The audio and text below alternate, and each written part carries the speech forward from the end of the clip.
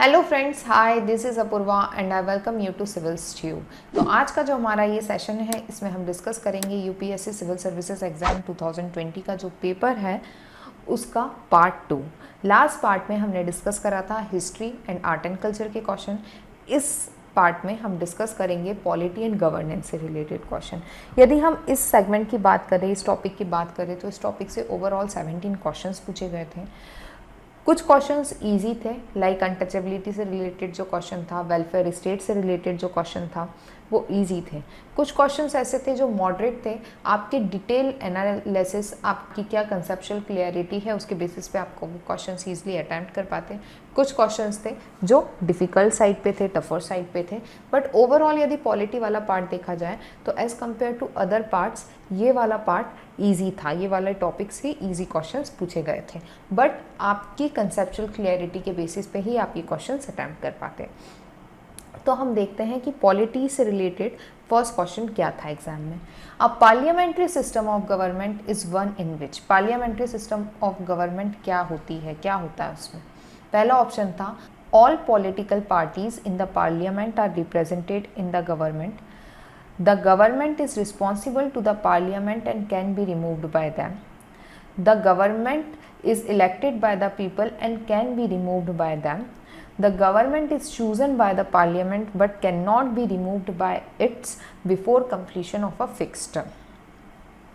All political parties in the parliament and represented in the government, ये ऑप्शन तो बिल्कुल गलत है, ऐसा बिल्कुल नहीं होता। सेकेंड ऑप्शन है the government is responsible to the parliament and can be removed by them. ये बात बिल्कुल सही है। आर्टिकल 17 से हमको पता चलता है, क्या पता चलता है कि जो काउंसिल ऑफ मिनिस्टर होते हैं, जो गवर्नमेंट होती है, वो कलेक्टिवली रिस्पॉन्सिबल होती है to the house of the people, Lok Sabha के लिए रिस्पॉन्सिबल होती है। तो ये वाला जो ऑप्शन था ये सही था इसमें। अब हम थर्ड देखते हैं the government is elected by the people and can be removed by them. जो गवर्नमेंट होती है उसको डेफिनेटली लोग इलेक्ट करते हैं, जो मिनिस्टर्स होते हैं उनको पीपल ही इलेक्ट करते हैं, बट जब पार्लियामेंट में उनको यदि उनका फिक्स 5 इयर्स की जो उनका टेन्योर होता है उसके पहले यदि उनको रिमूव किया जाता है तो वो पार्लियामेंट में रिमूव होते हैं, ना कि लोग उनको रिमूव करते हैं। Okay, government is chosen by the parliament but can not B removed bye it's before completion of a fix term, ये बिल्कुल गलत है। यदि जो गवर्नमेंट है, जो भी पार्टी रूलिंग में है, यदि उसके पास मेजॉरिटी नहीं है पार्लियामेंट में तो वो वहीं पर गिर जाती है, तो फिक्स टर्म नहीं होती है। ओके, 5 ईयर की टर्म तो होती है, उसके बाद तो इलेक्शन डेफिनेटली होते हैं, बट 5 ईयर तक जो भी गवर्नमेंट में हैं, जिनका भी रूल है, उनको हमेशा मेजॉरिटी प्रूव करनी होती है हाउस के अंदर। ओके, तो इसका आंसर क्या था, बी था। अब जो नेक्स्ट क्वेश्चन है वो था which part of the constitution of India declare the ideal of welfare state. ये काफ़ी इजी क्वेश्चन था, इसका आंसर डीपीएसपी था। फंडामेंटल राइट, प्रीएम्बल, 7 शेड्यूल, ये तीनों भी ऑप्शंस में थे। 7 शेड्यूल के अंदर 3 लिस्ट आती है, ये हट जाता है। फंडामेंटल राइट्स के अंदर हम जो पॉलिटिकल डेमोक्रेसी है उसको अचीव करने में हेल्प करता है, बट वेलफेयर स्टेट से इसका कोई एज सच लेन देन नहीं रहता। ओके, वहीं पर यदि हम प्रीएम्बल की बात करते हैं तो प्रीएम्बल में इंट्रोडक्शन दिया हुआ है कॉन्स्टिट्यूशन का, जस्टिस, इक्वलिटी, इनकी बात करी हुई है, बट जो वेलफेयर स्टेट के आइडल्स हैं उसको लेकर मेनली जो पार्ट डील करता है कॉन्स्टिट्यूशन का वो डीपीएसपी होता है। ओके, ये ह्यूमन बीइंग को, कोई भी सिटीज़न को इकोनॉमिकल और सोशल डेमोक्रेसी अचीव करने में हेल्प प्रोवाइड करता है। तो जो वेलफेयर स्टेट का आइडल है वो डीपीएसपी से रिलेटेड है।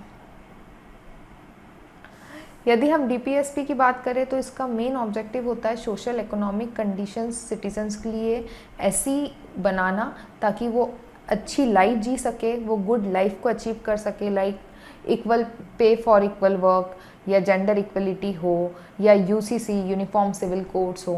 तो ये सारी चीज़ें कहाँ से मिलती हैं हमको, ये सारी चीज़ें कहाँ पर दी हुई है, डीपीएसपी में दी हुई है। ओके, तो इसका मेन नेम है इस्टेब्लिश करना सोशल और economic democracy through welfare state. Although ये जो डीपीएसपी हैं ये नॉन जस्टिसेबल है, इनके एनफोर्समेंट के लिए आप कोई कोर्ट में नहीं जा सकते, या आप कोई केस नहीं कर सकते गवर्नमेंट के अगेंस्ट कि हमको ये राइट्स नहीं मिल रहे हैं, equal pay for equal work नहीं है, या ये चीज़ नहीं है या वो चीज़ नहीं है। बट ये जो DPSP है ये स्टेट को गाइड करते हैं कि उनको क्या अचीव करना है और वो उसके लिए लॉज बनाएं। ओके, अब जो नेक्स्ट क्वेश्चन था वो था the constitution of India defines its basic structure in term of federalism, secularism, fundamental rights and democracy. Second option है the constitution of India provide for judicial review to safeguard the citizens liberties and to preserve the ideals on which the constitution is based. इन दोनों में से कौन से statement सही है या दोनों स्टेटमेंट सही है, आपको ये बताना है। फर्स्ट स्टेटमेंट इसमें गलत है, क्योंकि बेसिक स्ट्रक्चर के बारे में हमारे कॉन्स्टिट्यूशन में कहीं पर भी नहीं दिया है। जो बेसिक स्ट्रक्चर का कंसेप्ट है ये सुप्रीम कोर्ट लेकर आया था इन केशव नंद भारती केस। ओके, तो ये सुप्रीम कोर्ट का कंसेप्ट है, ना कि कॉन्स्टिट्यूशन में कहीं पे भी मेंशन है इसके बारे में। सेकंड है the constitution of India provides for judicial review to safeguard the citizen. Constitution में कहीं पर भी ये वर्ड जुडिशियल रिव्यू यूज़ नहीं है, बट कुछ आर्टिकल्स ऐसे हैं जो जुडिशियल रिव्यू से डील करते हैं, जिसमें एक्सप्लिसिटली जुडिशियल रिव्यू के बारे में बताया हुआ है। ओके, तो वो कौन से आर्टिकल हैं? Article 13, article 32, article 226। तो इन आर्टिकल्स के अंदर मेंशन है जुडिशियल रिव्यू के बारे में। अब वो कैसे? आर्टिकल 13 बोलता है यदि कोई भी पार्लियामेंट ऐसा लॉ बनाता है जो फंडामेंटल राइट को एनक्रोच करता है या उनको वॉयलेट करता है, तो उस कंडीशन में वो particular law null and void हो जाएगा। 32 और 226 कॉन्स्टिट्यूशनल रेमेडीज़ की बात करते हैं। यदि आपके फंडामेंटल राइट्स का वॉयलेशन होता है तो आप डायरेक्टली सुप्रीम कोर्ट या हाई कोर्ट जा सकते हैं। तो ये दोनों पॉइंट से हमको क्या पता चलता है? जुडिशियल रिव्यू के बारे में पता चलता है। तो इसका करेक्ट आंसर क्या है? ओनली 2। ये इजी क्वेश्चन था, आपकी कंसेप्चुअल क्लियरिटी के बेसिस पे आप ये क्वेश्चन ईजिली अटेम्प्ट कर पाते हैं। अब जो नेक्स्ट क्वेश्चन है वो है in the context of India which one of the following is the characteristic appropriate for bureaucracy. Bureaucracy का क्या कैरेक्टरिस्टिक है इंडिया में, रिपब्लिक ऑफ इंडिया में क्या इंपॉर्टेंस है ब्यूरोक्रेसी का? पहला ऑप्शन है an agency for widening the scope of parliamentary democracy. Second है an agency for strengthening the structure of federalism. Third है an agency for facilitating political stability and economic growth. D है an agency for the implementation of public policy. तो इसका जो first option है वो बोलता है पार्लियामेंट्री डेमोक्रेसी। जो ब्यूरोक्रेसी होती है वो परमानेंट एग्जीक्यूटिव होती है इन रिपब्लिक ऑफ इंडिया। उसका मेन काम होता है एग्जीक्यूट करना पॉलिसीज़ को जो गवर्नमेंट ने बनाई हों। वो कहीं पर भी डेमोक्रेसी से रिलेटेड नहीं है। तो फर्स्ट ऑप्शन गलत है। सेकंड चीज़ ये है strengthening the structure of federalism, ये इससे भी कहीं पे भी ब्यूरोक्रेसी रिलेटेड नहीं है, कोई भी कैरेक्टरिस्टिक इससे रिलेटेड नहीं है। ना ही ये पॉलिटिकल स्टेबिलिटी और इकोनॉमिक ग्रोथ को इंश्योर करती है या उससे रिलेटेड कुछ इसका काम रहता है। इसका मेन ऑब्जेक्टिव होता है पब्लिक पॉलिसीज़ को इम्प्लीमेंट करना। ओके, तो इसका आंसर आएगा डी। जो सिविल सर्वेंट्स होते हैं, जो सिविल सर्विसेज होती है इंडिया में, उसको हम कैरियर ब्यूरोक्रेट्स बोलते हैं। वो परमानेंट एग्जीक्यूटिव ब्रांच होती है, क्योंकि जो मेंबर ऑफ पार्लियामेंट होते हैं या स्टेट लेजिस्लेचर के जो मेंबर्स होते हैं उनका जो टाइम पीरियड होता है वो 5 ईयर का होता है। वो 5 ईयर बाद चले जाते हैं। बट जो पब्लिक पॉलिसीज़ होती हैं, जो गवर्नमेंट स्कीम्स होती हैं, उनको प्रॉपर ढंग से इम्प्लीमेंट करना जो कर पाते हैं वो होते हैं परमानेंट एग्जीक्यूटिव्स, जो ब्यूरोक्रेट्स होते हैं इन रिपब्लिक ऑफ इंडिया। यदि सिविल सर्विसेज की बात की जाए, जो सिविल सर्विस सिस्टम है इंडिया का, वो इंडिया की एडमिनिस्ट्रेटिव मशीनरी की बैकबोन है। ओके, तो मेन काम क्या है? Implementation of public policies. अब नेक्स्ट क्वेश्चन है the preamble to the constitution of India is a. इससे रिलेटेड काफ़ी सारे अलग अलग केसेस आए, अलग अलग केसेस में अलग अलग जजमेंट बना। तो आपको पता होना चाहिए कि इसका करेक्ट आंसर क्या है। ऑल्दो ये काफ़ी इजी क्वेश्चन है, a part of the constitution but has no legal effect. Second, not a part of the constitution and has no legal effect either. Third है, a part of the constitution and has the same legal effect as any other part. D है, a part of the constitution but has no legal effect independently of other part. तो इसका answer है D. Keshavananda Bharati case आया था 1973 का, important case है, इसी से हमको बेसिक स्ट्रक्चर भी मिला था। सुप्रीम कोर्ट ने एक कंप्रेहेंसिव वर्डिक्ट दी थी जिसके अकॉर्डिंगली जो प्रियम्बल है वो कॉन्स्टिट्यूशन का पार्ट था और उसको अमेंड किया जा सकता था। ओके, उसके बाद में 1995 में, हाँ यहाँ पे एक इम्पॉर्टेंट चीज़ ये है कि इसको अमेंड किया जा सकता है बट जो basic structure of the constitution है उसको डिस्ट्रॉय नहीं किया जा सकता। बेसिक स्ट्रक्चर में कुछ इम्पॉर्टेंट पॉइंट्स दिए हुए हैं, जैसे सोवरेन होना चाहिए, सेक्युलर होना चाहिए, इन सब चीज़ों को आप अमेंड नहीं कर सकते प्रियम्बल में से, क्योंकि वो बेसिक स्ट्रक्चर का डिस्ट्रॉय है। इसके बाद में 1995 का केस आया union government versus LIC of India का। इसमें सुप्रीम कोर्ट ने वापस ये कहा कि जो प्रियम्बल है वो इंटीग्रल पार्ट है कॉन्स्टिट्यूशन का, बट इसको डायरेक्टली इन्फोर्सेबल नहीं है ये कोर्ट में। ओके, तो इस केस में ये बात कही थी। अब जो नेक्स्ट क्वेश्चन है वो है, with reference to the provision contained in part 4 of the constitution of India which one of the following statement is are correct. Part 4 किससे रिलेटेड है? फिर DPSP आ गया।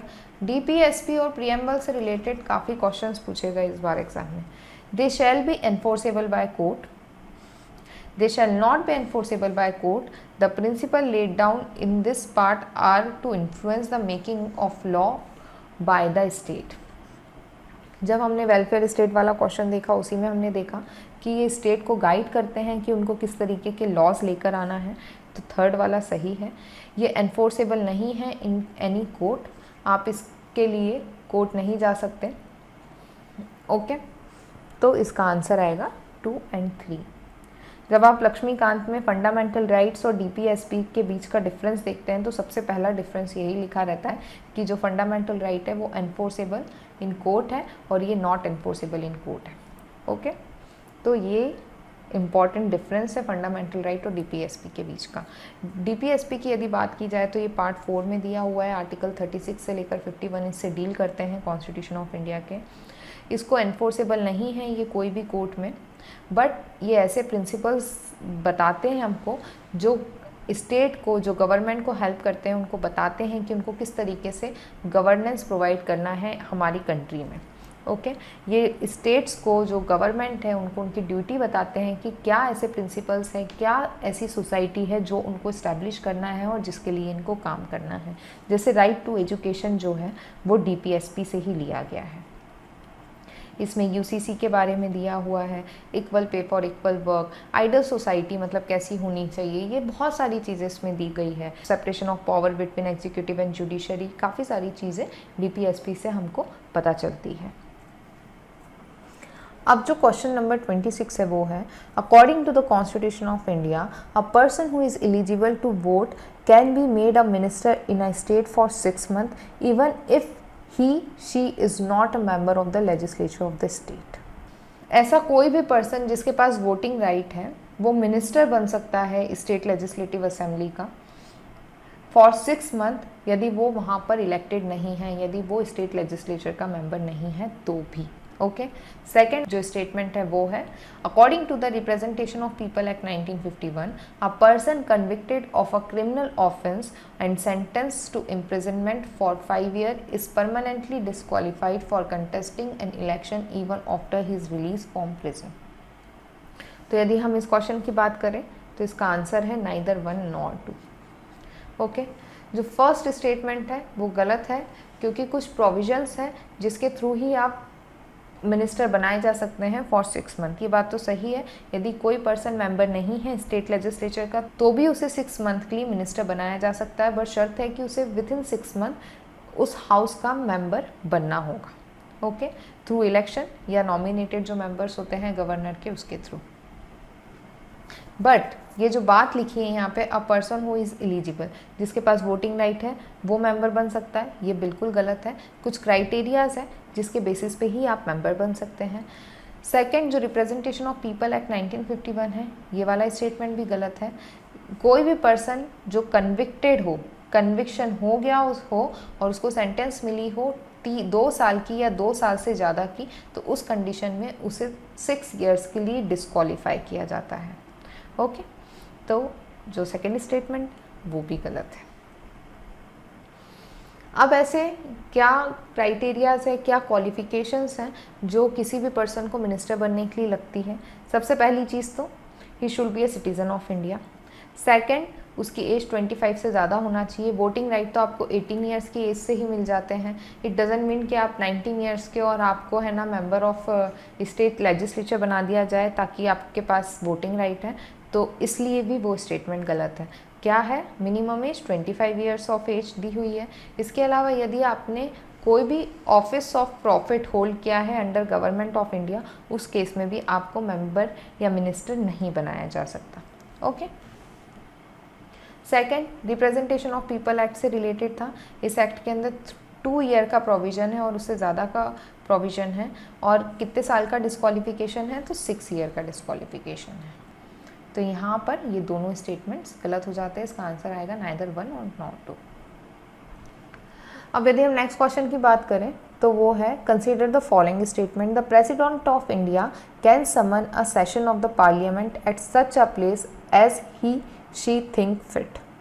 सेकेंड स्टेटमेंट है, the constitution of India provides for 3 session of the parliament in the year but it is not mandatory to conduct all 3 sessions. Third है, there is no minimum number of days that the parliament is required to meet in the year. इसमें से आपको बताना है कि कौन सा statement सही है और कौन सा गलत है। तो फर्स्ट जो स्टेटमेंट है वो बिल्कुल सही है। प्रेसिडेंट कभी भी हाउस के सेशंस को बुला सकता है जब भी उन्हें लगता है कि ये समय पे सेशन होना चाहिए, तो समन अ सेशन कर सकते हैं प्रेसिडेंट कभी भी। सेकंड स्टेटमेंट गलत है क्योंकि जो कॉन्स्टिट्यूशन ऑफ इंडिया है वहाँ पे कहीं पे भी प्रोवाइड नहीं है कि 3 सेशंस होना चाहिए इन द ईयर। कन्वेंशन है जिसके थ्रू हर साल 3 सेशंस हमको देखने के लिए मिलते हैं पार्लियामेंट के। एक होता है विंटर सेशन, एक होता है मॉनसून सेशन और एक होता है बजट सेशन। इसमें से जो बजट सेशन होता है वो सबसे लंबा होता है और ये वाले जो 2 सेशंस होते हैं ये 3 वीक्स के लिए होते हैं। और जो थर्ड स्टेटमेंट है वो भी सही है। हमारे कॉन्स्टिट्यूशन में कहीं पर भी नहीं दिया हुआ है और ऐसा कोई भी प्रोविज़न नहीं है जिसके थ्रू कुछ ऐसा रूल बनाया हो कि साल में इतने दिन दोनों हाउसेस को मिलना है। ओके, तो थर्ड स्टेटमेंट भी बिल्कुल यहाँ पर सही है। इसका आंसर है 1 and 3। Article 85 clause 1 of the constitution बताता है कि president shall from time to time summon each house of the parliament. जब भी उन्हें लगता है कि समन करना है, हाउसेस की मीटिंग्स को बुलाना है, तो वो बुला सकते हैं जब भी उनको लगता है, such time and place as he think fit. But एक चीज़ मेंशन है कॉन्स्टिट्यूशन में कि जो हाउसेस की जो सिटिंग है उसके बीच में 6 महीने से ज़्यादा का इंटरवल नहीं होना चाहिए। इसके अलावा बाय कन्वेंशन हम देखते हैं कि 3 सेशंस होते हैं। 2 सेशन विंटर सेशन और मॉनसून सेशन होते हैं जो शॉर्टर इन टाइम होते हैं, ऑलमोस्ट 3 वीक्स के लिए होते हैं। और जो बजट सेशन होता है वो सबसे लंबा सेशन होता है। ये कन्वेंशन है, कॉन्स्टिट्यूशन में कहीं पे भी इसके बारे में नहीं कहा गया है। अब हमारा नेक्स्ट क्वेश्चन है, consider the following statement. First statement है, Aadhaar meta data can not be stored for more than 3 month. Second है, state can not enter into any contract with private corporation for sharing of Aadhaar data. Third है, Aadhaar is mandatory for obtaining insurance product. Fourth है, Aadhaar is mandatory for getting benefit funded out of CFI। तो इसका answer आएगा 2 and 4। यदि आपको insurance लेना है तो आप उस कंडीशन के अंदर आधार मैंडेटरी नहीं है। आप आधार को एज आ आईडी यूज़ कर सकते हैं, बट ये वॉलेंटरी है कि आपको एज आ आईडी प्रूफ क्या देना है। आधार इज़ नॉट मैंडेटरी हियर। जो सेकंड स्टेटमेंट है वो बिल्कुल सही है।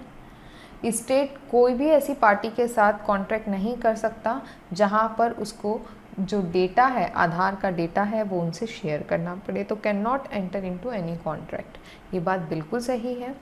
फोर्थ जो स्टेटमेंट है वो भी बिल्कुल सही है।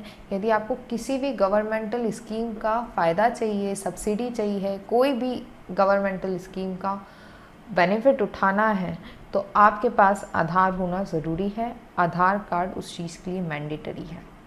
जो फर्स्ट स्टेटमेंट है, Aadhaar metadata can not be stored for more than 3 months, ये वाला पर्टिकुलर स्टेटमेंट बहुत बार न्यूज़ में चलता रहता है। इसमें कोर्ट्स ने कुछ अलग वर्डिक्ट दिए हैं और जो आधार जो एक्ट है उसमें कुछ अलग चीज़ें मेंशन्ड है। सबसे पहले हम देखते हैं कि मेटाडाटा होता क्या है। मेटाडाटा बेसिकली वो डेटा होता है जो हमको इन्फॉर्मेशन प्रोवाइड करता है अबाउट अदर डेटा। तो मेटाडाटा एक बहुत इंपॉर्टेंट डेटा होता है। डेटा अबाउट डेटा कहा जाता है इसको। अलग अलग तरीके के मेटाडाटा होते हैं। डिस्क्रिप्टिव होते हैं, स्ट्रक्चरल होते हैं, एडमिनिस्ट्रेटिव होते हैं, रेफरेंस के लिए होते हैं, स्टैटिस्टिकल्स होते हैं। यदि हम आधार एक्ट की बात करें तो इसमें मेटाडाटा को स्टोर करने की बात की गई है for period of 5 year. But इस पर्टिकुलर चीज़ को लेकर काफ़ी सारे जजमेंट आ चुके हैं और जो रीसेंट वाला जजमेंट है उसमें कहा गया है कि जो आधार है उसका metadata can not be stored for more then 6 month. Okay, 6 month से ज़्यादा आधार का मेटाडाटा स्टोर नहीं किया जाएगा। बट क्योंकि यहाँ पे 3 मंथ्स दिया हुआ है तो फर्स्ट स्टेटमेंट गलत होता है। जो सेकेंड स्टेटमेंट है, फोर्थ स्टेटमेंट सही है। जो Aadhaar target delivery of financial and other subsidies benefits and service act 2019 है, उसमें बात स्पेसिफिकली मेंशन है कि आधार बेस्ड ऑथेंटिकेशन होना चाहिए यदि कोई भी पर्सन बेनिफिट उठा रहा है गवर्नमेंट की कोई भी सर्विस का, सब्सिडी का, उस कंडीशन में। Okay,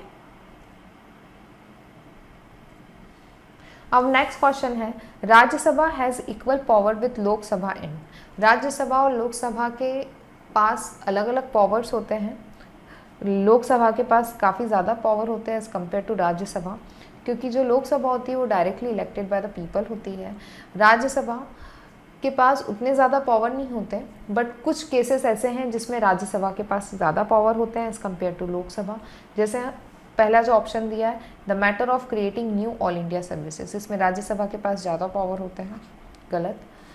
amending the constitution, third है the removal of the government, making cut motion. तो ये दोनों ही चीज़ें लोकसभा में होती है, तो ये दोनों के अंदर इक्वल पावर नहीं होते। इसका आंसर है अमेंडिंग द कॉन्स्टिट्यूशन।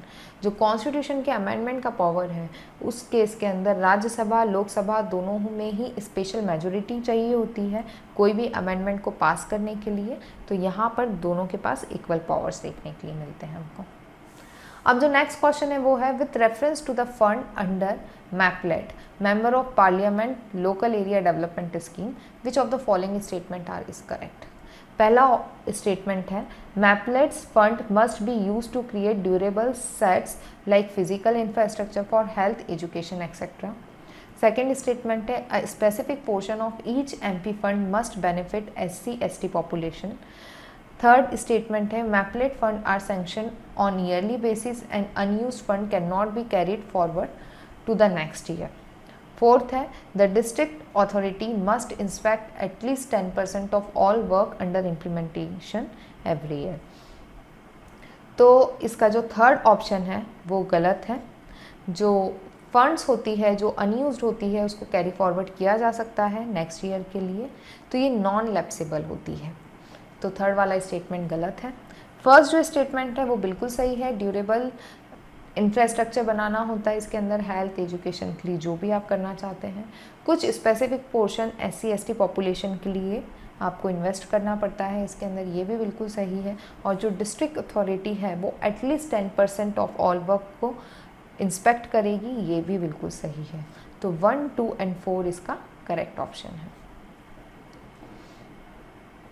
यदि हम इस स्कीम की बात करें तो जो मेंबर ऑफ पार्लियामेंट होते हैं उनको ड्यूरेबल कम्युनिटी एसेट्स बनाना पड़ता है इसके अंदर, जैसे कि road, electricity, drinking water, health, education, इन किसी भी एरेना में वो काम कर सकते हैं।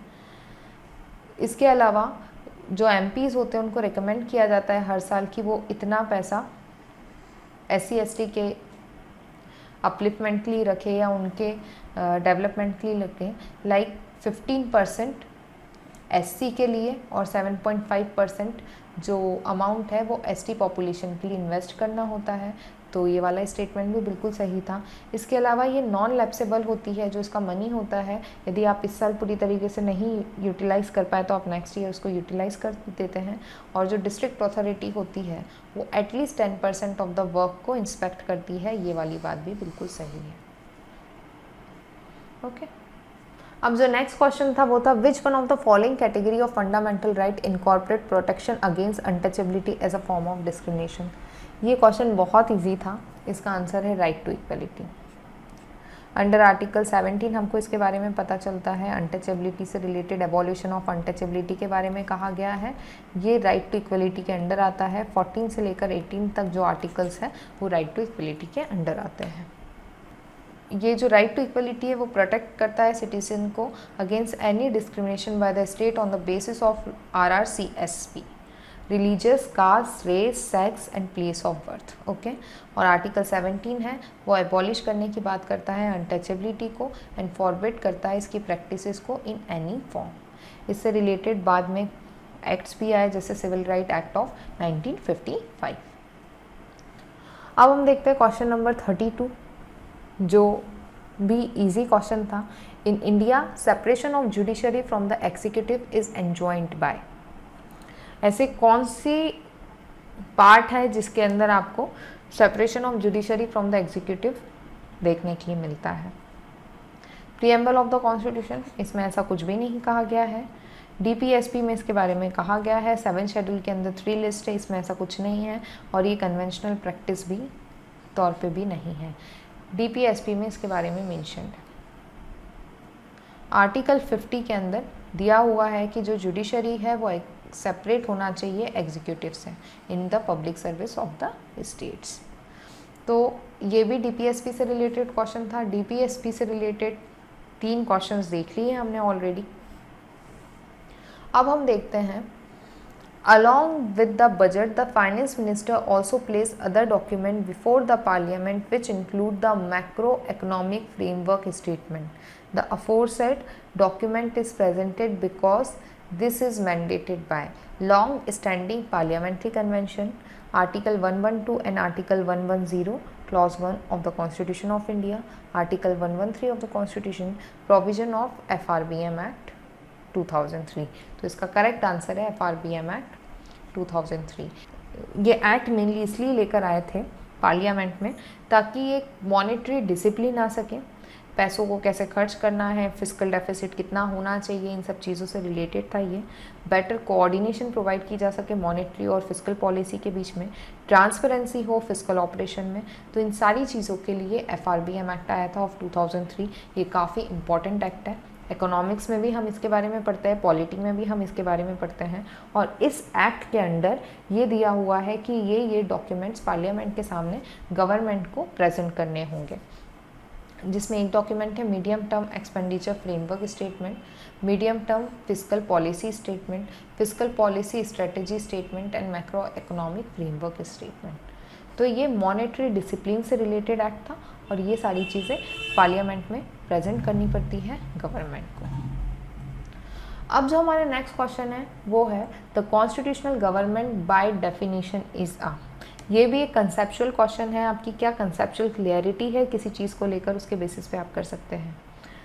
कॉन्स्टिट्यूशनल गवर्नमेंट क्या होती है? Mainly government by legislature, popular government, multi party government, limited government. यदि हम कॉन्स्टिट्यूशन को लेकर आ रहे हैं, मतलब कि हम लॉ को लेकर आ रहे हैं, कंट्री के लॉ की बात कर रहे हैं, तो वो क्या करेगी? गवर्नमेंट के पावर को लिमिटेड करेगी। तो इसका क्या आंसर होगा? Limited government. जो कॉन्स्टिट्यूशनल गवर्नमेंट होती है उसके पास पावर्स तो होते हैं बट वो लिमिटेड वे में होते हैं, वो रेगुलेटेड होते हैं, जैसे कि जुडिशियल रिव्यू, इंडिपेंडेंट जुडिशरी होती है। तो ये सारी चीज़ें गवर्नमेंट पे लिमिटेशन लगाती है। गवर्नमेंट तब तक ही पावरफुल है तब तक वो एक पर्टिकुलर क्राइटेरिया में लेकर रहकर काम कर रही है, वो किसी भी चीज़ का वॉयलेशन नहीं कर रही है। जैसे ही कोई गवर्नमेंट किसी भी चीज़ का अपने पावर्स का मिसयूज़ करती है या एक्सेस यूज़ करने की कोशिश करते हैं तो वहाँ पर काफ़ी सारे कॉन्स्टिट्यूशनल नॉर्म्स आ जाते हैं जो गवर्नमेंट पे लिमिटेशन लगाते हैं। जैसे government according to the constitution होना चाहिए, जो कॉन्स्टिट्यूशन में प्रोविजंस है उसके अकॉर्डिंग होना चाहिए। सेपरेशन ऑफ पावर्स की बात की गई है, जैसे कि जुडिशरी एग्जीक्यूटिव से अलग होगी, तो इस कंडीशन में आप जुडिशरी को इन्फ्लुएंस नहीं कर सकते। फिर sovereignty of the people and democratic government, government को जो इलेक्ट करेंगे वो लोग करेंगे, डेमोक्रेटिक गवर्नमेंट होगी, सॉवरेनिटी होगी लोगों के पास में। कॉन्स्टिट्यूशनल रिव्यू की बात की गई है, यदि कोई भी कॉन्स्टिट्यूशन में अमेंडमेंट किया जाता है तो उसको रिव्यू करेगा सुप्रीम कोर्ट, उस कंडीशन में भी गवर्नमेंट पे लिमिटेशंस लगी। फिर आ गया इंडिपेंडेंट जुडिशरी इंडिपेंडेंट होती है एग्जीक्यूटिव और लेजिस्लेचर से। इस तौर पे भी जो गवर्नमेंट है उसके पास जो पावर है वो लिमिटेड हो जाता है।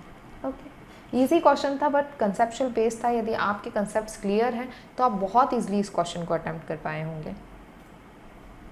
नेक्स्ट क्वेश्चन है, other than the fundamental right which of the following part of the constitution of India reflects the principles and provisions of the Universal Declaration of Human Rights 1948। ये question काफ़ी tricky था, बहुत easy लग रहा है देखने में, ऐसा लगा होगा कि हाँ यार ये क्वेश्चन तो हम बहुत इजीली कर लेंगे, बट जब तक आपने universal declaration of human right ना पढ़ा हो तब तक आप ये क्वेश्चन इजीली नहीं अटैम्प्ट कर सकते। इसमें ऑप्शंस हैं प्रीएम्बल, डीपीएसपी, फंडामेंटल ड्यूटीज़। इसका आंसर है all of the above 1, 2 and 3। Okay, DPSP तो universal declaration of human rights से रिलेटेड होगा ही।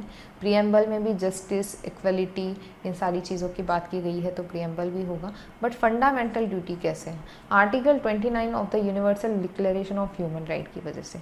ये जो आर्टिकल है वो सिटीज़न्स को उनकी ड्यूटीज़ के बारे में बताता है, उनको बताता है कि जो उनकी राइट्स हैं, जो उनके फ्रीडम्स हैं वो सब्जेक्ट हैं लिमिटेशन के लिए, ताकि वो दूसरों के राइट्स को वॉयलेट ना करें। ओके, और लॉज का इम्पॉर्टेंट रोल है। इसके अलावा जो हमारे एजुकेशन से रिलेटेड जो ड्यूटी है कि पेरेंट्स को बच्चों को एजुकेशन प्रोवाइड करना है, तो वो चीज़ भी राइट टू एजुकेशन से रिलेटेड है, जो universal declaration of human rights से रिलेटेड है। तो यहाँ पर हमको पता चलता है कि fundamental duties, DPSP, preamble, fundamental rights, ये सारी चीज़ें universal declaration of human rights से रिलेटेड है। अब जो हमारा नेक्स्ट क्वेश्चन है वो है, in India legal service authorities provide free legal service to which of the following type of citizens. ये क्वेश्चन भी आप तभी कर सकते हैं तब आपने ये पर्टिकुलर टॉपिक पढ़ा हो। ये भी थोड़ा सा डिफ़िकल्ट ही बोलूँगी मैं, क्योंकि जो स्टेटमेंट्स हैं वो आपको कंफ्यूज कर सकते हैं। Person with an annual income of less than 1 lakh, transgender with an annual income of less than 2 lakh, member of OBC with an annual income of less than 3 lakh, all senior citizen. तो इसका answer है 1 और 2। तो इसमें ये वाला जो स्टेटमेंट है वो भी गलत है और ये वाला जो स्टेटमेंट है वो भी गलत है। जिनकी एनुअल इनकम 1 लाख से कम है वो लोग, और जो ट्रांसजेंडर कम्युनिटी से बिलोंग करते हैं और उनकी इनकम 2 लाख से कम है वो लोग, इनको फ्री लीगल सर्विस प्रोवाइड की जाएगी। बट ये दोनों चीज़ें नहीं आएगी। इसमें आप सोच रहे होंगे कि ऑल सीनियर सिटीजन्स तो आना चाहिए, बट ये स्टेट्स पे डिपेंड करता है कि वो किस तरीके की लीगल सर्विसेज प्रोवाइड करना चाहते हैं। इस बारे में यहाँ पर कुछ भी नहीं कहा गया है, ये स्टेट अथॉरिटी के अंदर आता है। तो 4th वाला इसके अंदर गलत हो जाएगा और जो 3rd वाला है वो भी गलत है। अब हम ये जो लीगल सर्विस अथॉरिटी एक्ट है उसके रिलेटेड कुछ प्रोविजंस देख लेते हैं। ये जो एक्ट है इसके सेक्शन 12 के अंदर ये दिया हुआ है कि किन किन को फ्री लीगल सर्विसेज प्रोवाइड की जाएगी। इसमें SC/ST दिया है, विक्टिम ऑफ ट्रैफिकिंग और बैगर दिया हुआ है, वुमन और चाइल्ड, पर्सन विद डिसेबिलिटी उनको भी दी जाएगी, victim of mass disaster, ethnic violence, caste atrocity, flood, earthquake और industrial disaster, industrial workman, in custody, protective home, juvenile home, psychiatric hospital, psychiatric nursing home, इन लोगों को दी जाएगी। लो इनकम जो ग्रुप होते हैं जिनकी एनुअल इनकम 1 लाख से कम है, और सीनियर सिटीजन्स जिनकी एनुअल इनकम 2 लाख से कम है, ट्रांसजेंडर जिनकी एनुअल इनकम 2 लाख से कम है। सीनियर सिटीजन्स जो हैं eligible for free legal service तो हैं, बट ये डिपेंड करता है कि जो स्टेट गवर्नमेंट है वो इसके रिगार्डिंग क्या रूल्स को फ्रेम करती है, तो ये स्टेट सब्जेक्ट हो जाता है यहाँ पर, इसलिए जो ऑप्शन नंबर 4 है वो गलत हो जाएगा। और ओबीसी के बारे में ऐसा इस एक्ट में कुछ भी मेंशन नहीं है, तो ओबीसी वाला भी गलत हो जाएगा। अब जो हमारा नेक्स्ट पार्ट होगा उसमें हम डिस्कस करेंगे एग्रीकल्चर, ज्योग्राफी और इंटरनेशनल इश्यूज़। इन तीनों टॉपिक से रिलेटेड जितने भी क्वेश्चंस बने हैं वो हम नेक्स्ट पार्ट में डिस्कस करेंगे। तो आज के लिए बस इतना ही। Thank you for watching this session. यदि आपको हमारे लेक्चर्स अच्छे लग रहे हैं तो प्लीज़ लाइक करें, सब्सक्राइब करें, ज़्यादा से ज़्यादा शेयर करें ताकि मैं और ज़्यादा मोटिवेट होकर इस तरीके के लेक्चर्स बना पाऊँ। Thank you.